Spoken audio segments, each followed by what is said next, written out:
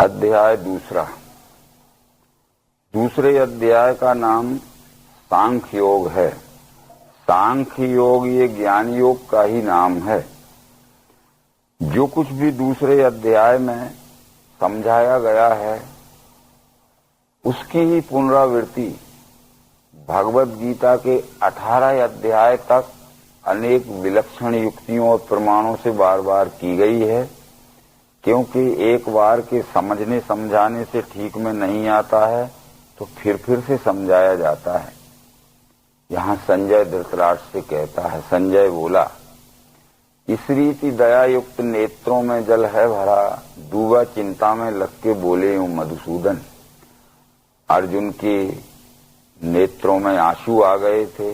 तात्पर्य अर्जुन को एक प्रकार से रुलाई आ रही थी शोकातुर अवस्था में। तो अति दयनीय अवस्था देख के अर्जुन की और चिंताग्रस्त देख के अर्जुन को श्री कृष्ण जी ने जो कुछ आगे अर्जुन को समझाया वो यहाँ से प्रारंभ होता है। श्री भगवान बोले, विरोधी स्वर्ग का पार्थ अनार्य प्रिय मोहिए, सुकीर्ति मैटने वाला क्यों आया है तुझे यहाँ।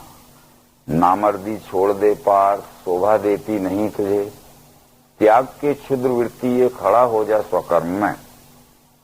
इन विचारों को जब देखते हैं तो उस समय आर्य और अनार्य दो ही वर्ग थे। आर्य कहते थे सदाचारी, सद्गुण संपन्न, परोपकारी, ईमानदार और सज्जन पुरुषों को। अनार्य कहते थे दुराचारी, भ्रष्टाचारी अथवा दुष्टाचारी, ये दूसरे को लूटने खसोटने सताने वाले लोगों को। आर्य की व्याख्या भी अध्यात्म शास्त्र में आई है। आर्यता नाम भूता नाम यत करोति प्रयत्नता, शुभ कर्म निर्विकारो वीतराग तथैविचा। जो प्राणी मात्र को सुख पहुंचाने के लिए अपने स्वकर्म द्वारा निष्काम भाव से यथाशक्ति यथोचित सेवा करता है उसका नाम आर्य है। और तद विपरीत जो प्राणी मात्र को लूटने खसोटने सताने के लिए और अपने व्यष्टि सुख भोगों का स्वार्थ पूरा करने के लिए जो दुष्कर्म करता है वो अनार्य है। ये आर्य और अनार्य दो ही वर्ग थे। आर्य को देवी और अनार्य को आसुरी उस समय कहते थे। तो ये अनार्यों जैसा पथभ्रष्ट अज्ञान जनित मोह तुझे किस तरह यहाँ आ गया है, तू तो आर्य कुल में उत्पन्न हुआ है। साथ साथ ये अर्जुन की दयनीय अवस्था देख के श्री कृष्ण जी को कुछ उत्तेजित मुद्रा में कहना पड़ा कि नामर्दी छोड़ दे पार्थ, शोभा देती नहीं तुझे, त्याग के क्षुद्र वृत्ति ये खड़ा हो जा स्वकर्म में। मतलब तू क्षुद्र बुद्धि का है, तू पुरुषार्थहीन यानी नामर्द लक्षणों का है, एवं तू अनार्य है यानी दुर्बुद्धि है। इस तरह के शब्द भी अर्जुन ने लाए थे, ने श्री कृष्ण ने अर्जुन के प्रति कहे थे। ये कहने के बाद अर्जुन फिर कहता है कृष्ण जी से, मधुसूदन में कैसे युद्ध में भीष्म द्रोण को करूं प्रहार ये योग्य पूजा के अरिशूदन।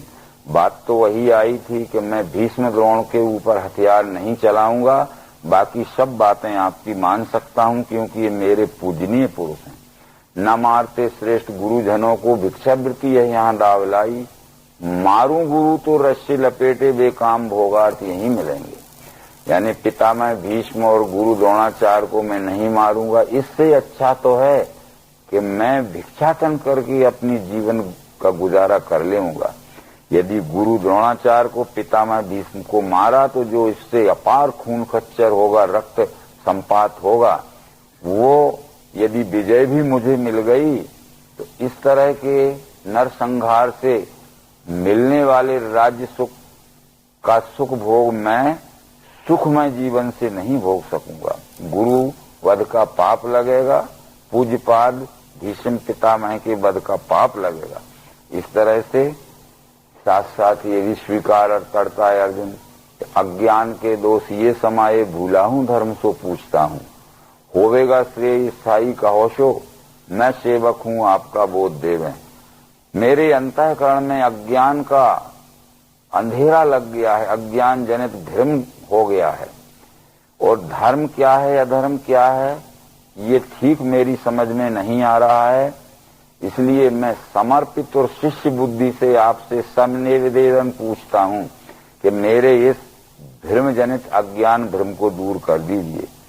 परंतु साथ साथ ये भी कहता है कि युद्ध न करूं और मुझे भ्रम निवारण कर दीजिए मेरा। यहां मिले राज्य मुझे मही का, समृद्ध इंद्रासन देवताओं का, तथापि ये इंद्रिय दायकारी कैसे मिटेगा भ्रम मोह भारी। कह के कृष्ण से ऐसा गुड़ा के परंतप करूंगा मैं नहीं युद्ध, रथ में चुप हो रहा। बस इस तरह कह के कि अब मैं किसी भी हालत में युद्ध नहीं कर सकता, और रथ के पिछले भाग में चुप होकर बैठ गया। श्री भगवान बोले, इस तरह अर्जुन की अत्यंत पुरुषार्थहीन किम कर्तव्य मूल अवस्था देख के कृष्ण जी कहते हैं, न सोचना जो सो सोचे, शब्दों में ज्ञान गा रहा। ये शब्द ज्ञान वही है जो आजकल के शब्द पांडित्य वाले भगवत गीता अथवा वेद के ऊपर स्टेज पर हजारों लोगों के सामने भ्रमग्रस्त बातों को ये लोगों को समझाते हैं और भ्रमित करते हैं। इस शब्द ज्ञान को प्रज्ञावाद कहा है, यानी अविवेक बुद्धि का लक्षण। तो असोच्यानंद सोचस्तम प्रज्ञावादांश भाष्य, जीवितों की मरे उनकी ज्ञानी चिंता करे नहीं। तू ये शब्दों में तो ज्ञानियों जैसा बोलता है और तेरे आंखों से आंसू गिर रहे हैं, ये मूर्खों जैसा रोता जा रहा है। ये ज्ञानी के लक्षण नहीं है। जो देह त्याग के चले गए हैं अपना अपना कर्म फल भोगने के लिए, आगामी शरीर धारण करके वहां कर्म फल भोगेंगे। और जो यहाँ युद्ध भूमि में आए हैं अथवा अपने अपने स्थान पे जो हैं, अपना अपना कर्म फल भोगने के लिए वर्तमान शरीर धारण किए हुए हम सब यहाँ हैं। तो जीवितों की मरे उनकी ज्ञानी चिंता करे नहीं। पूर्व में मैं नहीं था क्या, क्या तू राजा न थे कभी, क्या ये सब ही आगे न होंगे, यह भी नहीं। बस भगवत गीता का यह 12 नंबर का श्लोक पुनर्जन्म की सिद्धांत युक्त अकाट्य सिद्धि करता है। अन्यथा पुनर्जन्म के लिए इस श्लोक के सिवाय हमारे पास कोई ठीक समाधान पूर्वक देने लायक उत्तर नहीं है। भगवत गीता ये कहती है कि यदि पुनर्जन्म की सिद्धि करना है तो एक ही प्रमाण काफी है कि हम अपने वर्तमान है को मानते हैं। ये नकारा नहीं जा सकता। हर व्यक्ति अपने वर्तमान है को मानता है। इसलिए था इसलिए है और है इसलिए रहेगा। यदि था नहीं तो है कैसे, और है नहीं तो रहेगा कहाँ और कैसे। अब इसके पूर्व में ये क्या था ये नहीं कहा जा सकता। किस गांव में था, माता पिता का क्या नाम था, कितने भाई बहन थे, कितनी प्रॉपर्टी थी, मकान का कैसा बिल्डिंग थी, ये बताया नहीं जा सकता। इतना था इसलिए है इसलिए रहेगा।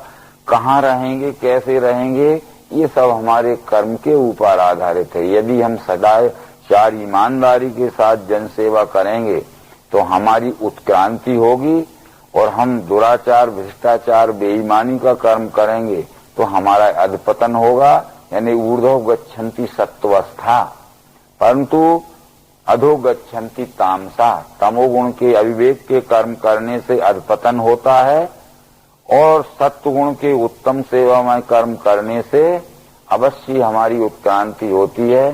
क्योंकि सत्वगुण ही ज्ञान प्राप्त करने का एकमात्र साधन है। ये भगवत गीता में कहा है, जिसने बहुत दिन तक जन सेवा, परोपकार, निष्काम निस्वार्थ भाव से सेवा की है प्राणी मात्र की, फल है पुण्य कर्मों का शुद्ध और सतोगुणी।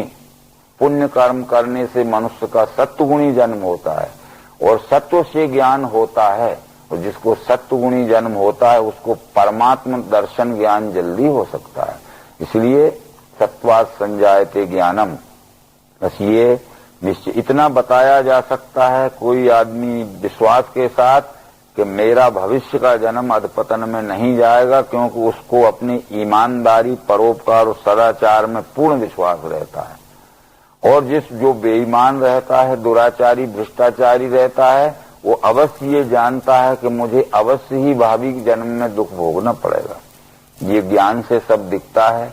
ज्ञान एक ऐसी चीज है कि हम जिस हालत में हैं और हम अपने जिस तरह सुख और दुख का फल भोग रहे हैं, तो ये पता चलता है कि हमें दुख क्यों मिला है, कि हमने बुरे कर्म किए थे इसलिए हम दुख भोग रहे हैं। तो ज्ञान ये भी बतलाता है कि अब बुरे कर्म ना करेंगे ताकि भविष्य के जन्म में दुख भोगना पड़े। ज्ञान पीछे के लिए भी और आगे के लिए भी मार्गदर्शक है। ज्ञान वह प्रकाश है जो आगे पीछे का यानी भूत और वर्तमान का हमें बोध देता है।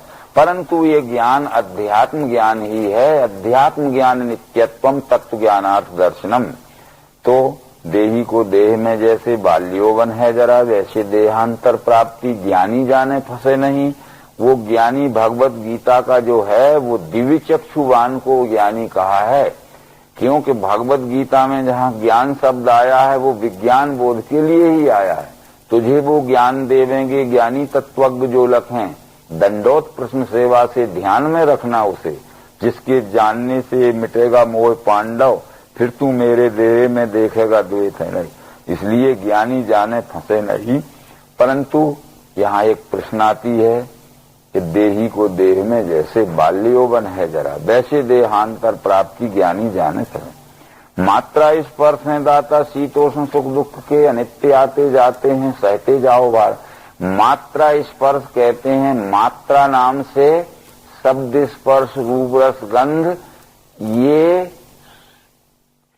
सूक्ष्म तत्वों को पंच तन्मात्र कहा है।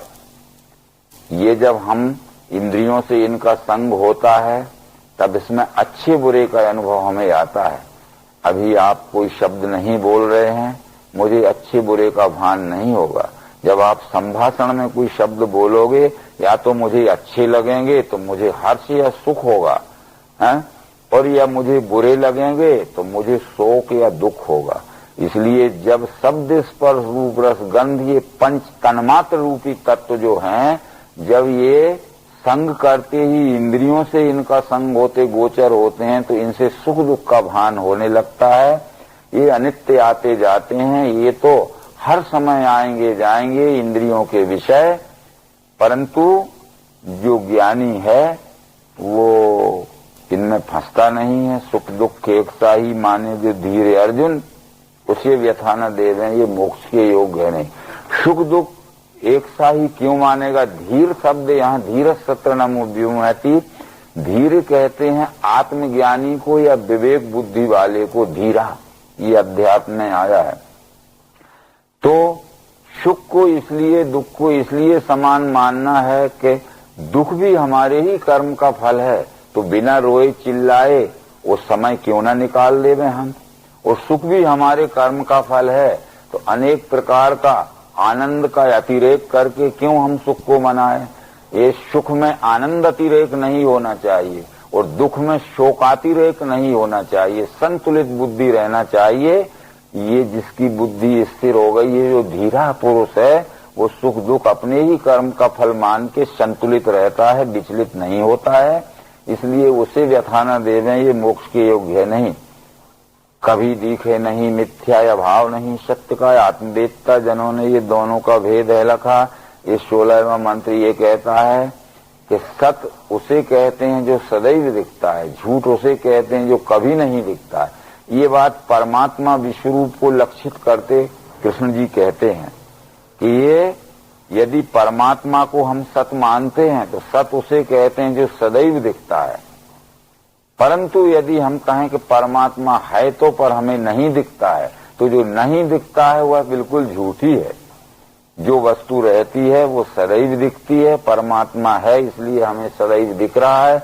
वेदांत ने भी इस बात को घोषित किया है कि सदा सर्वगत अपि आत्मा न सर्वत्र भासते, बुद्धि एवं भासते स्वच्छेषु प्रतिबिंबवत। सदा यानी हमेशा, सर्वगत यानी सब में व्यापा हुआ है परमात्मा, पर हमें वह सदा सब में व्यापा हुआ नहीं दिखता है, क्योंकि हमारी बुद्धि चंचलता के अथवा क्रोध और मद के भ्रम से भ्रमित है। बुद्धि में विकार होने से सदा और सर्वव्यापी परमात्मा नहीं दिखता। बुद्धि निर्विकार हो जाए अगर, तो वो सदा और सब में व्यापी दिख सकता है। इसलिए भगवत गीता के इसी दूसरे अध्याय में नित्या सर्वगता स्थाणु अचलो अयम सनातना का, वो नित्य है और सर्वव्यापी है, अणु से भी अणु में और महान से महान में भी स्थिर है, अचल है। अविनाशी अप्रमेय नित्य तिसके शरीर ये विनाशी है कहें ज्ञानी उसी से लड़ भारत। अविनाशी वही जानो व्याप्त जो सब विश्व में, उस अव्यय का नाश कोई भी कर नहीं सके। यहाँ युद्ध के लिए तैयार करना अभी दूर है। इस विश्व की अखंड चक्राकार परिवर्तन गति में उत्पत्ति स्थिति लय का दृश्य स्वयंभू दिखता है। तू कहता है कि मैं मारूंगा तभी ये मरेंगे और मैं नहीं मारूंगा तो ये मरेंगे नहीं, तो इसके पहले तुझे ये सोचना पड़ेगा अर्जुन कि जिसको कोई नहीं मारता है वो भी अपना कर्म फल पूरा होते ही अपने आप देह परिवर्तन कर देता है, और जिसके अभी कर्म फल भोग समाप्त नहीं हुआ है वो मारने पे भी नहीं मरता। इसलिए ना तो तुमने किसी को बनाए हैं उत्पन्न किए हैं और न तुम किसी को मारने वाले हो। अपने अपने कर्म फल के अनुसार यह जीव जन्म धारण करता है। कर्म फल पूरा होने पर एक शरीर छोड़ के दूसरे शरीर में बिना किसी के मारे देह परिवर्तन करके चला जाता है। आदि ये विश्व की उत्पत्ति स्थिति लय की स्वाभाविक लीला ये बतला रहे हैं। जो जाने है इसे हंता माने, जो मृत्यु है से दोनों ही मूर्ख हैं। आत्मा मरता मारता नहीं, हुआ नहीं मरता भी नहीं है, जन्म था जाए न ऐसा, नित्य स्थायी है जन्म पुराना, मरे नहीं देह को मृत्यु आवे। यहाँ देही और देह ये दो शब्द लिए हैं। तो देही कहते हैं इस पिंड में जीव आत्मा को, और देह कहते हैं पंच तत्वात्मक शरीर को। तो देही से देह अलग नहीं है, ये तो पक्की बात है। परंतु यदि हम देही कहेंगे एक दृष्टांत स्वरूप उदाहरण में, जैसे स्टेनलेस स्टील ये देही है, तो पर उसके बने हुए चम्मच गिलास लोटा या थाली या देह है। देही रूपी स्टील ने चम्मच गिलास लोटे थाली ये शरीर धारण किए हैं। ये शरीर ही बनेंगे मिटेंगे, चम्मच गिलास लोटे बनेंगे मिटेंगे, उस समय भी वो धातु रहेगी। इसलिए धातु है देही, और उससे विभिन्न प्रकार के स्वरूप जो निर्मित हुए हैं वो हैं देह। इसलिए देह ही परिवर्तन हो, देह ही बनते हैं, देह ही रहते हैं, देह ही विलय होते हैं। बनते समय भी देह ही रहता है और मिटते समय भी, विलय होते समय भी देह ही रहता है। इस तरह से इन विचारों को ज्यों त्याग के ये कपड़े पुराने नवीन लेवे नर दूसरे ही, उसी प्रथा से यह जीर्ण देह छोड़े लखे देह नया स्वदेही। तो यहाँ जो दृष्टांत दिया है कि जैसे पुराने कपड़े छोड़कर नए कपड़े यह जीव धारण करता है, इसी तरह ये जीव आत्मा पुराना शरीर रूपी वस्त्र छोड़कर नया शरीर रूपी वस्त्र धारण करता है। तो यहाँ एक स्वाभाविक प्रश्न उठ सकता है कि जब हमारी ये वस्त्र जर्जर हो जाते हैं, पहनने लायक नहीं रहते हैं, तो हम इनको छोड़कर नया वस्त्र धारण करते हैं। परंतु हम यहाँ जगत व्यवहार में देखते हैं कि कोई प्रसव के समय ही देह त्याग हो जाता है, किसी का 2 वर्ष की उम्र में देह परिवर्तन होता है, किसी का 5, 10, 25 वर्ष की उम्र में देह परिवर्तन होता है। ये तो पुराना शरीर रूपी देह पुराना नहीं हुआ, तो देही रूपी जीव आत्मा त्याग के क्यों चला गया? तो इसका एक ही उत्तर है भगवत गीता में कि हमारे शरीर ने धारण किया हुआ है ये वस्त्र, और जीव आत्मा ने धारण किया है शरीर रूपी वस्त्र, परंतु ये कर्म ने धारण किया हुआ है प्रारब्ध रूपी वस्त्र। हमारे कर्म का फल जिस शरीर में रहकर जितने समय में पूरा होना है, उस शरीर में उतने समय ही यह जीव आत्मा रहेगा, और कर्म फल भोग पूरा होते ही, चाहे वो 2 वर्ष का हो, चाहे 5 वर्ष का हो, चाहे 10 का हो, उस शरीर रूपी वस्त्र को छोड़कर ये जीव आत्मा रूपी देही चला जाएगा। फिर से इस बात को समझना है कि शरीर ने धारण किया हुआ है ये कॉटन वूलन आदि वस्त्र, जीव आत्मा ने धारण किया है शरीर रूपी वस्त्र, परंतु हमारे कर्म ने धारण किया हुआ है प्रारब्ध रूपी वस्त्र। जिस शरीर में रहकर हमारे प्रारब्ध का फल जितने समय में पूरा होना है वो उतने समय में ही उस शरीर रूपी वस्त्र को छोड़कर जीवात्मा अपना कर्म फल भोगने के लिए आगामी शरीर को चला जाएगा। तो इस तरह से ये बात भी वहां निरसन होती है जो कि सर्व सामान्य के समझने में नहीं आती। सबके आश्चर्य से किसे लखे हैं, आश्चर्य से किसे कहे हैं, आश्चर्य से किसे सुने हैं, सुनकर भी बोध नहीं किसी को।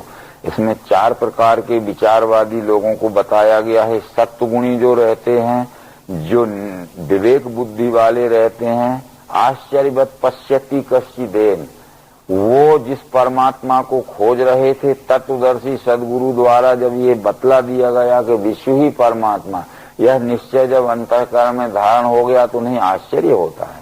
अरे जिसको खोज रहे थे जन्म जन्मांतर तक, जिसके खोजने में व्यर्थ ही गंवा दिए, वो विश्व ही परमात्मा, बड़ा आश्चर्य। कृष्ण जी ने अर्जुन को यही कहा था, पश्चाश्चर्याणि भारत, अर्जुन तू आश्चर्य देख, जिसको तू खोज रहा था वो यही विश्व ही परमात्मा। तब आश्चर्य में डूबा पार्थ रोम खड़े रहे। अर्जुन को भी आश्चर्य हो गया कि जिस परमात्मा को मैं कल्पना से कुछ और ही मान रहा था वो परमात्मा तो यही विश्व रूप है। अर्जुन को आश्चर्य दिखाया तो अर्जुन को आश्चर्य भी दिख गया कि यह विश्व ही परमात्मा। ये शुद्ध रजोगुणी लोग आश्चर्य से लख तो नहीं पाते हैं, कहते हैं कि बहुत अच्छा ज्ञान है, इससे ऊंचा ज्ञान दूसरा कोई नहीं। पर एक मंद रजोगुणी जो है आश्चर्य से किसे सुने, वो सुनते तो हैं पर कह भी नहीं पाते हैं। बहुत अच्छा, क्या था कुछ नहीं बता, पर श्रुत्वापि एनम वेद न चैव कश्चित्, पर जो तमोगुणी लोग हैं सुनकर भी उनको बोध नहीं होता है, यानी सुनकर भी कोई बोध नहीं होता। इस तरह 4 प्रकार के विचारवादी लोगों को बताया और ये बतला दिया कि सबके देह में पार सदा देही अबद्ध, इसी से सब भूतों का शोक तू करने। सबके देह में पार सदा देही अबद्ध है। ये देह में जो देही है यानी परमात्मा का अंश जीव आत्मा, ये अमर है, मरता मारता नहीं है, इसलिए किसी का शोक करने योग्य नहीं है। परिवर्तन सिर्फ इसमें होता है। प्रश्न ये आता है इस बीच में एक प्रसंग का, हम कहते हैं ये शरीर झूठा है और जीव आत्मा सच्चा है। ये भी शब्द ज्ञानियों के द्वारा ये प्रतिपादन किया जाता है। तो शरीर और शरीरी दो नहीं होते। यदि ये जीव आत्मा सच्चा है और शरीर झूठा है तो झूठे शरीर में सच्चा जीव आत्मा क्यों रहता है? फिर झूठे शरीर से सच्चे जीव आत्मा को थोड़ा अलग करके 2-2 बातें उससे हमारी करवा दीजिए। ये झूठे शरीर से 1 मिनट के लिए अलग हो जाओ और हमारे से तुम सच्चे जीव आत्मा बात कर ले तो कभी नहीं हो सकता। जब स्थूल शरीर में यह जीव रहता है तब 17 तत्वों का 17 अंगों का स्थूल शरीर रहता है। जब जीव आत्मा ये सूक्ष्म शरीर छोड़ के जाता है तब 17 तत्वों के ही 17 अंगों के ही सूक्ष्म संस्कार ले जाता है। वो 17 अंग 5 ज्ञान इंद्रियां, 5 कर्म इंद्रियां, 5 प्राण, 15, 16वां मन, 17वीं बुद्धि है। जितना बड़ा जीव का स्थूल स्वरूप रहता है उतने ही बड़े इसके स्थूल 17 अंग रहते हैं और जितना छोटा जीव का सूक्ष्म शरीर होता जाता है उतने ही छोटे इसके 17 अंग संस्कार रूप होते हैं। इसलिए इतने बड़े बरगद के पेड़ से या पीपल के पेड़ से जब उसका छोटा सा बीज अलग होता है तो बीज के गर्भ में, बीज के अंदर अव्यक्त रूप से पूरे झाड़ का विस्तार छुपा रहता है। इसी तरह स्थूल शरीर छोड़ के जब ये सूक्ष्म स्वरूप होकर जीव आत्मा जा धारण करता है तो ये सूक्ष्म संस्कार ले जाता है, किंचित काल भी एक अंग भी नहीं छोड़ता है। तब ये विचार आए थे उपनिषदों में कि बालाग्र सत भागस श्रद्धा कल्पितस्य भागो जीवा स विज्ञेय सचनंताय कल्पते। वाल के अग्र के 100 भाग किए जाएं और 100वें भाग के फिर 100 भाग किए जाएं, इतना छोटा सा जीव का स्वरूप रहता है। वायुर्गंधानुवास्यति, ये कृष्ण जी ने भगवत गीता के 15 में कहा था कि जैसे पुष्प अपने झाड़ में लगा रहता है पर उसकी वास हमारे नाक तक महकती है, इसी तरह ये वायु में जैसे गंध सूक्ष्म रूप से आती है, वैसे ये जीव आत्मा इस स्थूल शरीर रूपी झाड़ से सूक्ष्म अंगों के संस्कार वायुर्गंधानुवास्यत ले जाता है आदि इन बातों को। इसलिए शरीर से शरीरी त्रिकाल में भी अलग नहीं हो सकता। जितना स्थूल शरीर होता जाएगा उतना ही ये अंगों के रूप में बड़ा दिखेगा, और जितना सूक्ष्म स्वरूप होते जाएगा ये जीवात्मा उतने ही इसके अंग सूक्ष्म होते जाएंगे। यदृक्षा से मिला पार स्वर्ग द्वार खुला हुआ, भाग्यवान क्षत्रियों को ही मिले है युद्ध कर्म है। यदृक्षा का यहाँ अर्थ होता है मनुष्य की दो इच्छाएं रहती हैं, एक स्वेच्छा व्यष्टि की इच्छा है और एक यदृक्षा ये समष्टि का सहयोग है। यदि कोई बहुत बड़ा कार्य रहता है और मैं अपनी स्वेच्छा से चाहूं कि मैं अकेला इस कार्य को कर लूं तो कदापि नहीं हो सकता है, बैठा रहूंगा। परंतु जब सामूहिक सहयोग मुझे मिल जाएगा, समष्टि का बल मुझे मिल जाएगा, यानी यदृक्षा मुझे मिल जाएगी, तो वही कर्म बड़े आसानी से हो जाएगा। तो कृष्ण ये कहना चाहते थे कि तू अकेला और पांचों भाई भी युद्ध करते तो कभी भी युद्ध में सफलता न मिलती। देख, यदृक्षा तेरे साथ है, सामूहिक शक्ति तेरे साथ में मैं भी हूँ, द्रुपद राज भी हैं, ये काशी राज भी हैं, विराट राज भी हैं, अनेक धृष्ट केतु हैं, ये सब। तो इतना ही यहाँ विचार करना है कि यदृक्षा यानी समष्टि का बल और स्वेच्छा यानी व्यष्टि का बल। व्यष्टि बल से जो कार्य नहीं होता है वो समष्टि के बल का जब सहयोग मिल जाता है उसको यदृक्षा को कहते हैं ईश्वरी इच्छा यानी सामष्टिक सहयोग। यह भगवत गीता सर्वांग योग में भी यह बात आई है कि यदृक्षा से योग क्षेम होवेगा उसका सदा, अंत में फल पावे वेदों में श्रेष्ठ जो कहा। तो जब हम विश्वरूप की सेवा करेंगे तो विश्वरूप का सामष्टिक सहयोग बल हमें भी मिलेगा, तो हमारा योगक्षेम बिना कष्ट के चलता रहेगा। यदि इस अवस्था में त्यागेगा युद्ध धर्म को, स्वधर्म कीर्ति खोवेगा, करेगा पाप संग्रह। वो कहता था बध से आज ताइन के लगेगा पाप ही हमें। तो कृष्ण कहते हैं यदि युद्ध छोड़ेगा तो पाप लगेगा। वो कहता था युद्ध करूंगा तो पाप लगेगा। ये भ्रमग्रस्त अवस्था में जो विचार सूझते हैं वो ज्ञान विज्ञान की दृष्टि से 100% उल्टे होते हैं। इसलिए अर्जुन के माने हुए विचारों को 100% कृष्ण जी ने ठीक से समझाया है। पर हम यदि अर्जुन के विचारों को ही मानते जाएंगे तो जैसा कि अर्जुन भ्रम में भिक्षाटन करने के लिए निष्क्रिय होने वाला, निकम्मा होने वाला था, वैसे ही हमारी समाज हो जाएगी। आशा है आज का सन्यास जीवन जो त्याग जीवन है वो निष्क्रिय और निठल्ला जीवन है। सन्यास की भी वेद में व्याख्या आई है कि कर्म त्यागान सन्यासो न प्रेषोच्चारणेन तू संधो जीवात्मनोरेक्यम सन्यास प्रकीर्ता। कर्म त्यागने से कोई सन्यासी नहीं हो सकता, कर्म करने से भी कोई सन्यासी नहीं हो सकता। जीव और ब्रह्म की एकात्मता का प्रत्यक्षीकरण युक्त अनुभव जिसे प्राप्त हो गया है उस मनुष्य को सन्यासी कहते हैं।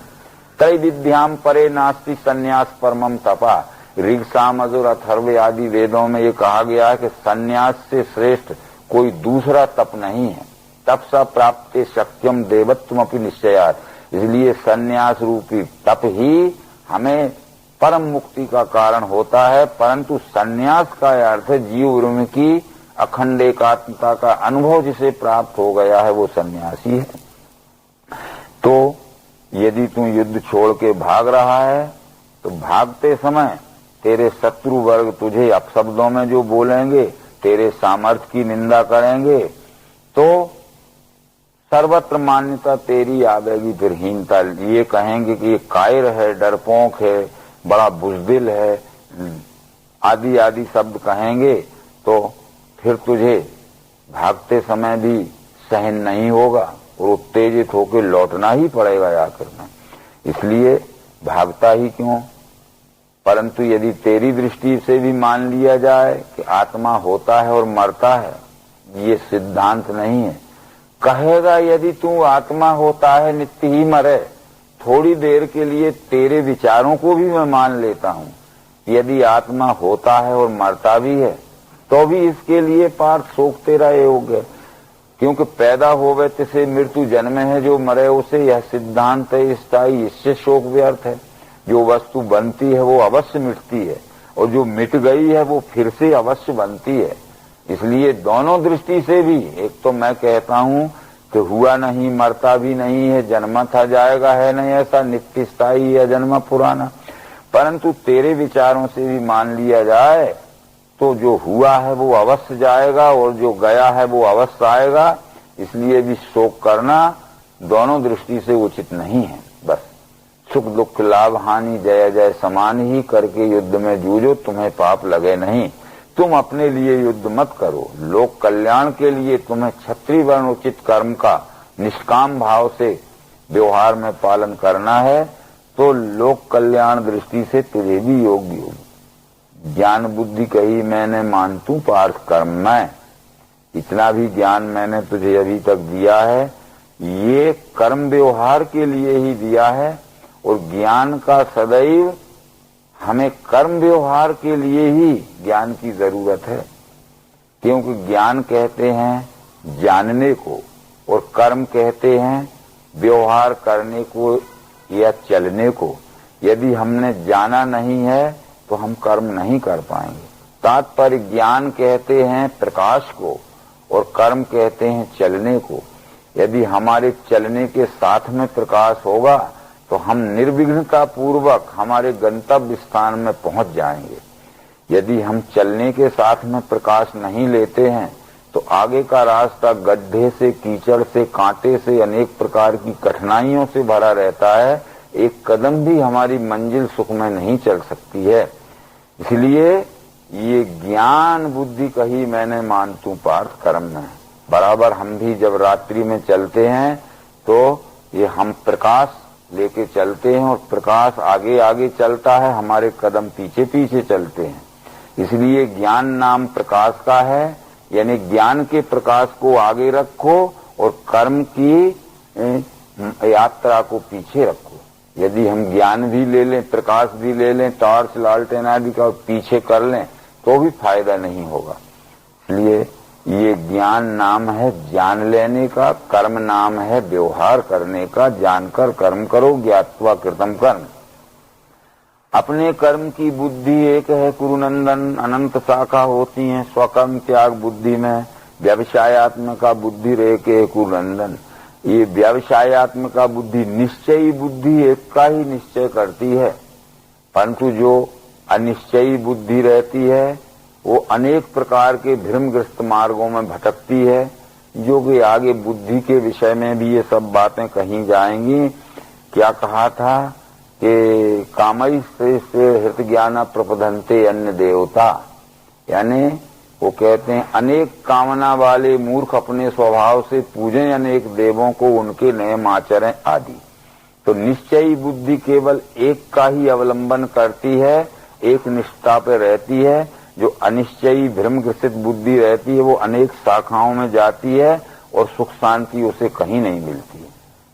परंतु जो वेदार्थ, वेदों का शब्द ज्ञान जिन्हें मालूम है, वेदों का भावार्थ जिन्हें मालूम नहीं है, वे केवल विष्णु महायज्ञ करो, रुद्र महायज्ञ करो, सच्चंडी महायज्ञ करो, गायत्री महायज्ञ करो। जो यज्ञ करोगे उस यज्ञ से विष्णु लोक का, रुद्र लोक का और वैकुंठ का, इंद्रलोक का सुख मिलेगा और वहां अमित सुख भोगा जाएगा। बस वेदों के शब्दार्थवाद में जो पड़े हुए हैं, वेदों का के लक्ष्य जिन्हें नहीं है। शब्दार्थवाद और लक्ष्यार्थ का यही अंतर है कि जैसे पुरुष सूक्त में एक मंत्र आया है, सहस्र शीर्षा पुरुषा सहस्रक्ष सहस्रपात शभूमिम विश्वतो वृत्वात्यतिष्ठम दशांगुलम।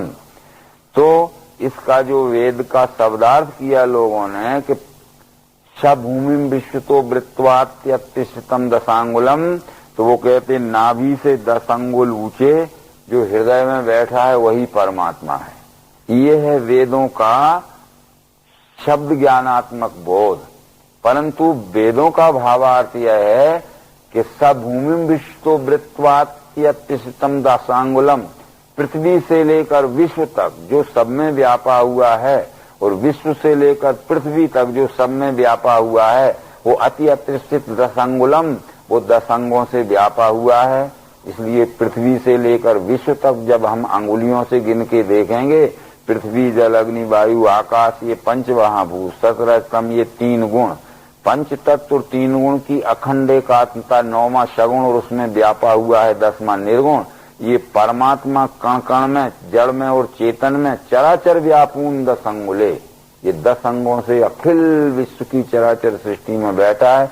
यह है वेदों का भावार्थ, लक्ष्यार्थ।